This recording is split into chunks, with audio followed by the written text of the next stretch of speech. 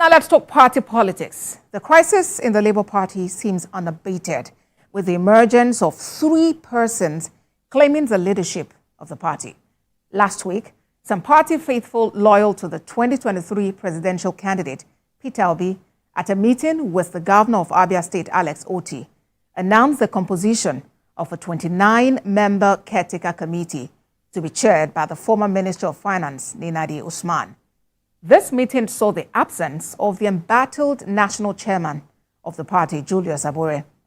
Meanwhile, the National Executive Council of the Labour Party has reviewed the decision of the National Convention to reserve its presidential ticket to Peter Obi and governorship slot for Alex Otti.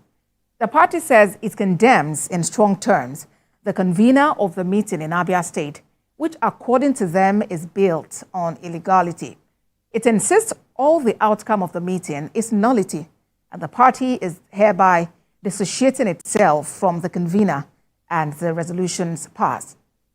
The National Executive Council then passed a vote of confidence on the leadership of Julius Abure-led National Working Committee.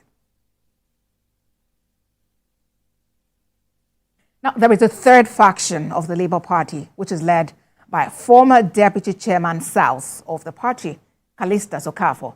He hinged his declaration on a 2018 consent judgment of the Federal High Court, which he claimed has not been obeyed. Is the House of the Labour Party divided? One of the factional national chairmen of the Labour Party, Callistus Okafor, joins me now from Abuja Studios. Mr. Okafor, it's good to have you join us on the program. You know, before now, what a lot of people knew was the Governor Otti-led faction of your party, which only recently produced Ninadi Usman as chairman of the National Caretaker Committee, and of course the Julius Abure faction of your party. Where did you come about? Thank you very much for having me. Thank you, viewers. You see, without consent judgment, there's nothing we're talking about. By the time of consent judgment, Obi was not there, Otti was not there. They were in other political parties. Like I have said, and I've continued to say, that a consent judgment delivered by Honorable Justice Kolawole on the 20th day of March 2018 said that should be all-inclusive. Number 1 says, NLC, Labour Party, though not trade union, was registered by Nigerian Labour Congress for the betterment of Nigerian workers, though they are not the one piloting it. Second one says, there shall be all-inclusive and expansive convention according to the Constitution of Labour Party, not according to the Constitution of His Excellency the Governor Otti, or His Excellency the former presidential candidate of the Labour Party, Peter Obi, Mr. Peter Obi, not their own constitution, but according to the Constitution of Labour Party. By this time, this consent judgment was given. Callistus Okafor was the Deputy National Chairman of Labour Party. Julius Abure was Acting National Secretary.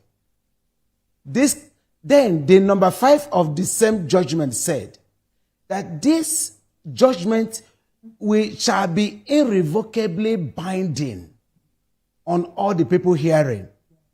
So, as we speak, that consent judgment has never been obeyed, and it has never been set aside. It can't set it aside. It can't set it aside because it's a consent judgment.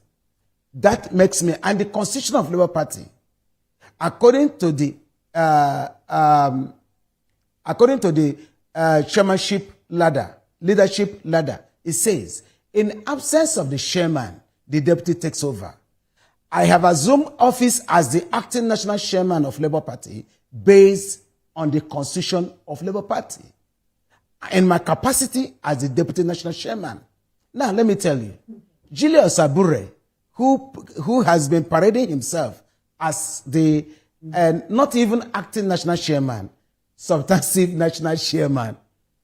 Number one is that in the ladder of leadership, an acting national secretary cannot be a national chairman. How much? No, I cannot be a acting national chairman when there is a deputy national chairman or when there is a national vice chairman. Now, how do you feel or how does it sound that an acting national secretary becomes a substantive chairman? This is a mystery. It's a mystery. Then, so, Mr. Okafor. Yes? Yes, Mr. Okafor. If you're claiming to be chairman, who do you have behind you? Do you have state chapters around you who are able to pass a vote of confidence in you like they did earlier today in Julius Abure? Okay, it may interest you to know the National Working Committee of 2014, where I emerged as a deputy national chairman. Julius Abure emerged as assistant secretary. I have 11 of this working committee on my side. Julius Abure has only 3. Julius Abure, Sondo Keke, and Clement Ojukwu. Then 6 out of them are no more in Labour Party. 3 out of them are dead. That's the late chairman and 2 others are dead. So the remaining, I have 10. So you can't say you can't talk about, you see, I don't want to start talking about Julius Abure. That INEC made a mistake and recognizing an acting national secretary as a chairman does not make him a chairman. He is, for me, I don't want to I don't want to dwell my time in talking about Julius Abure, who, as long as I'm concerned, still remain an acting secretary. Julius Abure, as a matter of fact, is my acting secretary. He should be standing by me as the acting national chairman. That is who he is. But Mr. Okafor, I don't want to blame anybody. Yes? Yes. How do you call yourself the chairman of the party when you do not have the only governor who is flying the flag of the Labour Party, and that is Alex Otti, in your camp? You do not have the candidate of your party in the last presidential election, Peter Obi, and other stakeholders who have been known to be key players in the Labour Party. This is where we got it all wrong. His Excellency, the governor, is not in the National Working Committee. Don't forget that somebody gave him ticket. Somebody signed his ticket for him to become a candidate before he won, to become a governor. A governor did not give him a ticket. Neither a senator gave him a ticket or signed his ticket. And an acting national secretary, though illegal, Julius Abure, signed his ticket for him to become a candidate and for him to now win as a governor. I do not need Otti. A constitution, I am following constitution of Labour Party. Otti is not constitution of Labour Party. Now, when you talk about His Excellency Peter Obi was a presidential candidate of Labour Party in 2023 general election. He is not even a member of NEC. Otti is a member of NEC. Peter Obi is not a member of NEC. I'm talking about Constitution of Labour Party as 2009 that was amended in 2014. But because they would not submitted it earlier, for that reason, INEC wrote out that they would not recognize it. So the only valid constitution of Labour Party is 2009 constitution.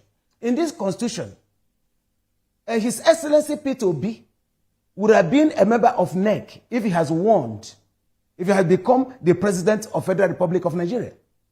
Then after that, when he still remain as a member of the party, then he still be a member of NEC, not even working committee.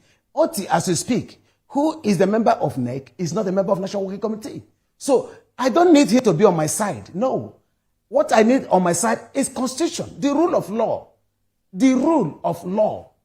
And these are men who claim, who preach rule of law, who is antagonizing the federal government, who is fighting the federal government of rule of law. And look at Labour Party. They can't obey the rule of law. Constitution of Labour Party is the rule of law. Electoral Act is the rule of law. So I am only following the rule of law, which is the Constitution of Labour Party, not Alex Otti. Unless somebody gave him ticket before he become the governor. So asking me if I don't have him, it doesn't have him on my side. I don't need to have His Excellency Alex Otti on my side to become the acting national chairman, because he is a governor in Abia State. The leadership of Labour Party does not, yes, he's a stakeholder, but he is not the one to make it. That is the truth. I hear you. Let's talk about what they did in Abia State. We'll get to that, Mr. Okafor. We'll get to what happened in Umuahia. No, but that will be after the break. We have some more questions for you, but let's take a pause. When we return from this break, we'll take the conversation a notch higher.